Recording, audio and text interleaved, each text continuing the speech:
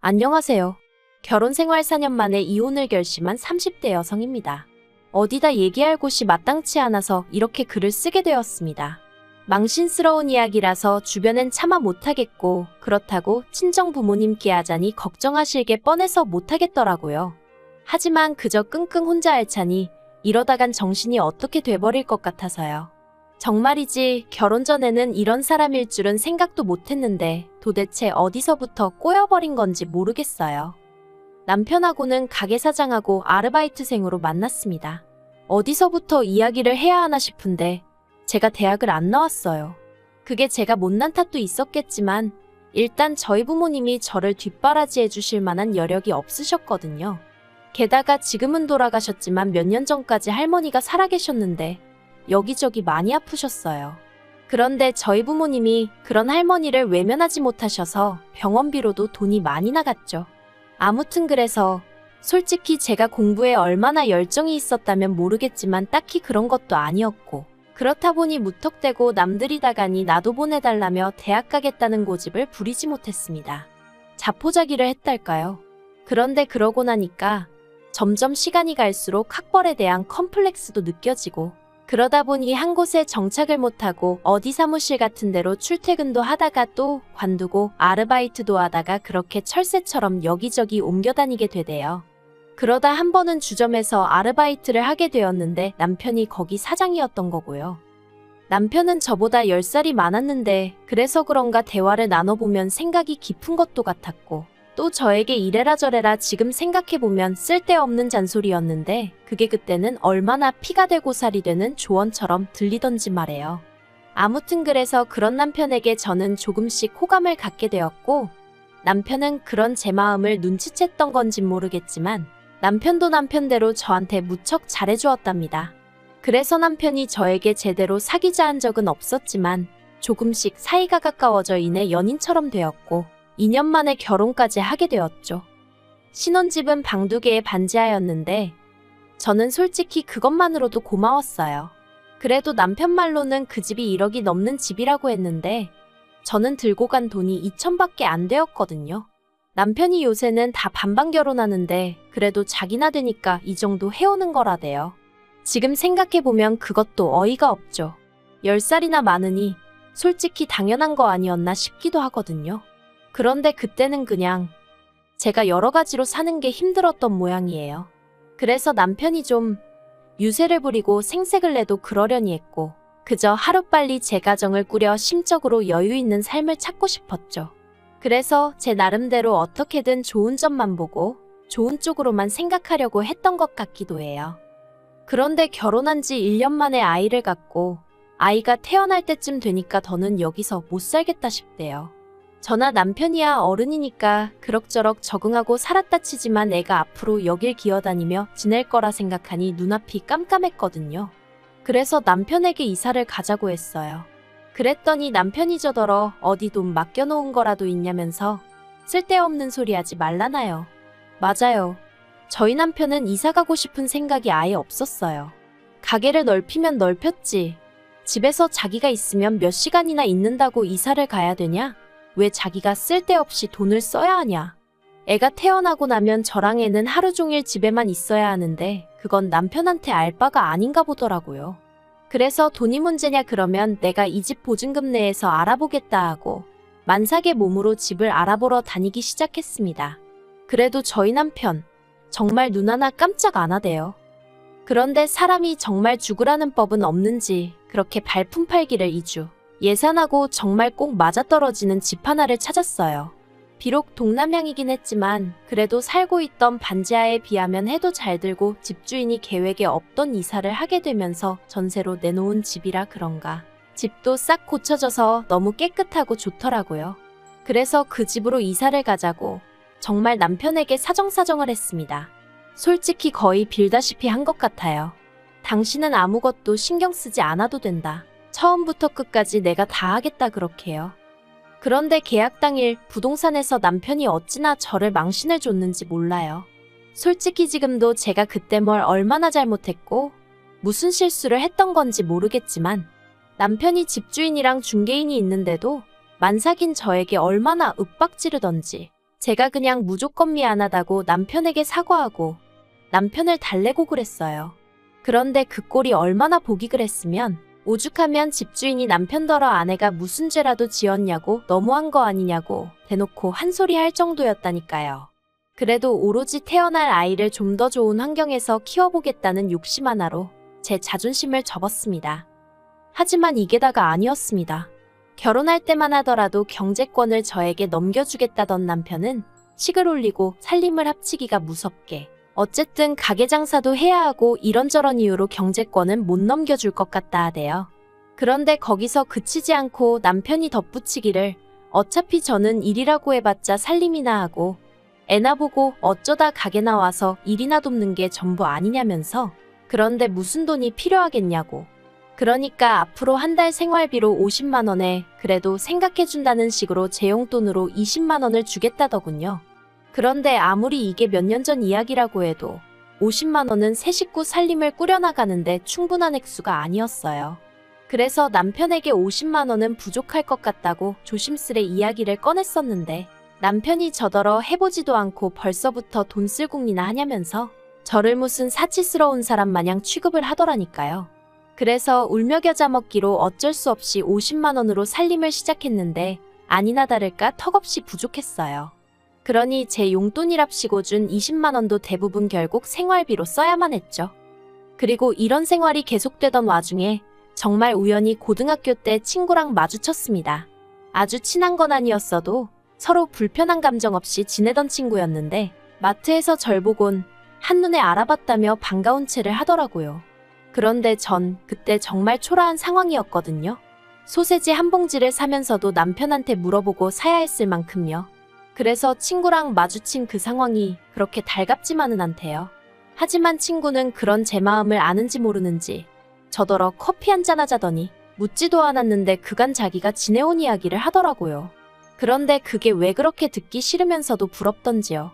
아무튼 그렇게 서로 연락처를 교환하고 집에 오는데 왜인지 닭똥 같은 눈물이 줄줄 나더라니까요.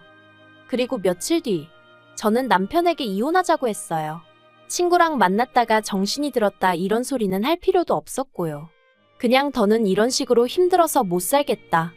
이혼해달라 했죠. 그런데 남편이 너무 쉽게 그래 네가 못 살겠다는데 별 수 있냐. 헤어지자 그러대요. 참으로 기가 막혔죠. 최소한 왜냐고 이유는 물어봐줘야 하는 거 아닌가 싶기도 하고. 그런데 그게 다가 아니었습니다. 남편이 하는 말이 이혼을 하건 집을 나가건 그런 건 상관없는데 딸은 못 준대요. 딸은 자기가 키울 거라면서 저더러 네가 집이 있냐 직장이 있냐 가진 건 쥐뿔도 없는 주제에 애를 욕심을 내냐 네가 진짜 엄마 맞냐 막말을 퍼붓더라고요. 그런데 정말 속상했던 건 뭐 하나 제대로 반박할 수 없는 제 현실이었습니다. 저는 집도 없고 직장도 없고 남편 말대로 가진 건 쥐뿔도 없었으니까요. 그래서 결국 이혼 이야기는 유야무야 없던 게 되어버렸고 이후로 남편은 전보다 더 함부로 저를 대하기 시작했습니다. 그나마 몇 푼 주던 용돈인지 뭔지도 자기가 그걸 왜 줘야 하냐며 끊어버리더니 이후론 정말 제가 티셔츠 한 장, 머리끈 하나 사는 꼴을 못 보더라고요.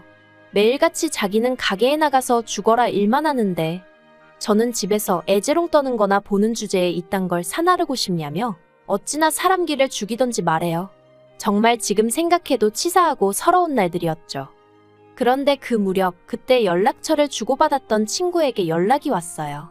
그리곤 친구가 헤어질 때 제 텅 빈 눈빛이 잊혀지지가 않더라며 혹시 자기가 뭐라도 도와줄 수 있으면 도와주고 싶다는데 너무 오랜만에 그런 이야기를 들어서 그런가 또다시 눈물이 왈칵 쏟아지대요.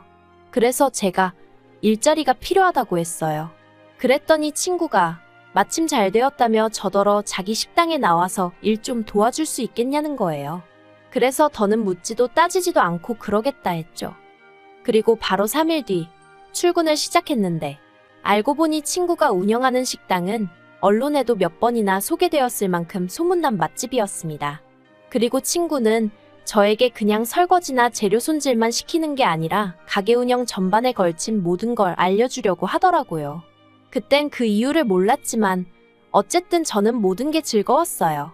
남편 주점에서는 그렇게 몇 년을 일했는데도 걸핏하면 싫은 소리를 듣기가 일쑤였는데 친구네 식당은 달랐거든요.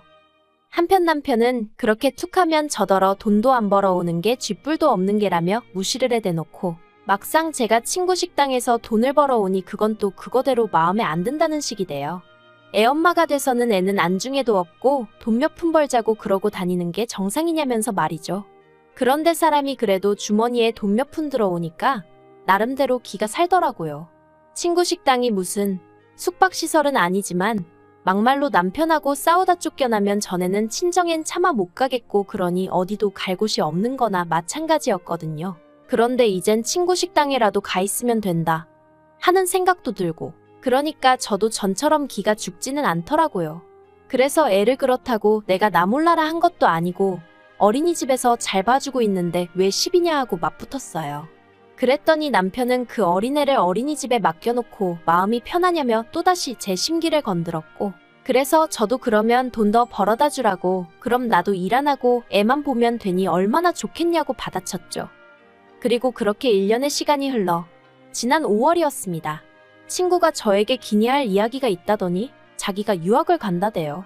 사람들이야 자기더러 성공했다 하지만 자긴 사실 프랑스에 가서 정식으로 요리를 배워보고 싶은 꿈이 있었다면서 그래도 돈 좀 벌어둔 덕분에 이제는 꿈을 쫓아볼까 한다더니 저더러 식당을 맡아달라는 게 아니겠어요. 생각지도 못한 제안에 정말 놀랐고 어째서인지 심장이 벌렁벌렁 뛰기 시작했습니다. 드디어 제 인생에서 저를 정말 진심으로 이해해주고 걱정해주는 친구를 찾았다는 사실이 얼마나 기뻤는데 그런 친구가 저 먼 곳으로 유학을 가겠다니 그것도 충격이었고 동시에 갑자기 저더러 이 식당을 맡으라 하니 걱정도 되면서 동시에 뭔가 제 가슴 속에서 불꽃이 있는 듯 했달까요. 친구는 이 식당이 이래봬도 보증금도 많이 묶여있다면서 그 보증금은 자기한테 천천히 갚아줘야 한다고 그리고 월세도 이제 제 힘으로 장사해서 내야 하는 거라고 하더니 이거 공짜로 주는 거 아냐 너한테 강제로 넘기는 거야 하는데 솔직히 친구 속마음이 어떤 건지 눈치챘기에 저는 또다시 눈물을 흘릴 수밖에 없었네요. 그런데 한편 그 무렵 남편 가게는 하향세를 타고 있었어요. 솔직히 저랑 같이 일할 때도 장사가 얼마나 잘 되던 곳은 아니었는데 그래도 그때는 나름대로 흔치 않은 컨셉 덕분에 손님이 끊이진 않았거든요. 하지만 다른 곳들은 계속해서 변화를 추구하는 반면 남편은 그런 데는 관심이 없고 오로지 눈 가리고 아웅식으로 손님들한테 1-2천 원이라도 더 받아대는데 혈안이 되어 있었으니 솔직히 안 망하고 버티고 있는 게 용하다 싶었는데 아니나 다를까 올해 들어서 하락세가 점점 더 심해지더니 권리금은 고사하고 폐업하는데도 돈이 드는데 그 돈이나 건지고 정리하겠나 싶을 정도로 고꾸라지대요. 그리고 저도 알고 보니 야가 빠진 구석이 있었나 봐요. 남편은 망해가는데 저는 사정이 나아진다 싶으니까 이번엔 결단코 이혼을 해야겠다는 생각이 들더라고요. 그래서 남편에게 다시 한번 이혼 이야기를 꺼냈습니다. 이번에도 남편 반응은 이전과 별반 다르지 않았어요. 식당에서 아르바이트 좀 한다고 그 돈으로 애 키우면서 먹고 살만할 것 같냐면서 이혼하려면 네 몸만 나가라 대신 애는 두고 가라. 또 그 소리를 하대요. 그래서 알겠다고 했습니다. 애는 당신이 잘 키워주라고 잘 부탁한다고 그리곤 보란듯이 남편 앞에서 주섬주섬 제 짐을 챙겼죠. 다만 몸만 나갈 생각은 없고 재산은 어쨌든 나도 일조한 부분이 있으니 법대로 따져보겠다 했어요. 막말로 외벌이라곤 해도 저도 집안이라고 애 키운 공이 있는데 누구 좋으라고 몸만 나가겠냐고요. 그런데 남편 입장에선 제가 갑자기 세게 나가니까 좀 놀랬던 모양인지 갑자기 무슨 이혼이냐면서 이혼이 애들 장난이냐 어쩌냐 헛소리를 하더니 절 붙잡더라고요. 참 아이러니하죠. 잡아주길 바랄 땐 쳐다도 안 보더니. 그리고 결국 저는 남편에게 이혼 소송을 걸었습니다. 사는 동안에도 여러 가지로 찌질한 모습만 보여주더니 이혼 하나라도 시원스레 좀 해주면 덧나냐니까 자기는 저 없인 못 산다는 헛소리를 해대며 놔주려고를 안 하더라고요. 저더러 앞으로 평생에 못 보고 살아도 상관없냐 그러길래 세상이 어떤 세상인데 설마 평생 못 보고 살겠냐 걱정 말라고 했더니 이도저도 씨가 안 먹힌다 싶었는지 절대 이혼 안 해준다고 버티길래 결국 몇몇 변호사 만나 상담받고 그중 가장 믿음직한 사람 하나 선임해 소송 시작했습니다. 지금도 생각해보면 친구를 그때 그렇게 마주치지 않았다면 제가 과연 이렇게까지 용기를 낼 수 있었을까 싶어요. 참고로 친구가 말하길, 자기가 저에게 잘해줬던 건 제가 고등학교 때 자기에게 너무 잘해줘서 그랬다는데, 솔직히 전 잘 기억도 나질 않는데 아무튼 이래서 항상 주변 사람들에게 잘하고 살아야 하나 싶어요. 이번 일을 계기로 앞으로 더욱이 제 곁에 있어준 사람들에게 하나라도 더 베풀고 말 한마디 더 따뜻하게 해야겠다는 생각도 들고요. 이혼이란 게 사실 남편 말처럼 애들 장난도 아니고 이 일로 우리 애도 결국 상처를 받게 되겠지만 그래도 이번 기회로 저도 좀 더 당당한 제 자신을 되찾고 싶고 아이에게도 닮고 싶은 엄마가 되어주고 싶습니다. 시간은 좀 걸리겠지만 그래도 노력해보려고요. 더는 다른 사람이 저를 쥐고 흔들게끔 자포자기하지 않을 거예요.